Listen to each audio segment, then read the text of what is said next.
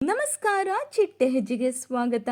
Colours Kannada ವಾಹಿನಿಯಲ್ಲಿ ಇದೇ June 8ರಿಂದ ರಾತ್ರಿ 7ವರೆಗೆ ರಾಜಾ ರಾಣಿ ರೀಲೋಡೆಡ್ ಕಾರ್ಯಕ್ರಮ ಪ್ರಸಾರವಾಗಲಿದೆ. ಈ ಕಾರ್ಯಕ್ರಮದಲ್ಲಿ ಯಾವೆಲ್ಲ ಜೋಡಿಗಳು ಭಾಗವಹಿಸಲಿದ್ದಾರೆ ಅಂತ ಈ ವಿಡಿಯೋದಲ್ಲಿ ನೋಡೋಣ.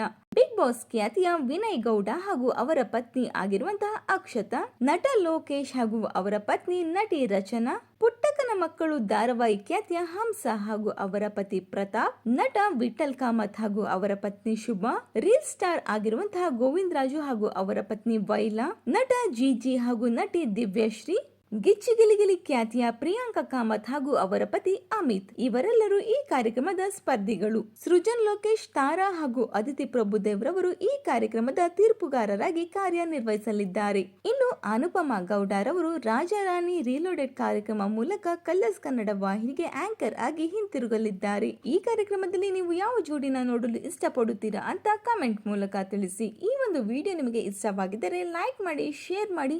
ಇನ್ನು ಹೆಚ್ಚಿನ ಅಪ್ಡೇಟ್ಸ್ಗಾಗಿ ನಮ್ಮ ಚಿಟ್ಟೆ ಹೆಜ್ಜೆ ಚಾನಲ್ನ ಸಬ್ಸ್ಕ್ರೈಬ್ ಮಾಡ್ಕೊಳ್ಳಿ. Thank you.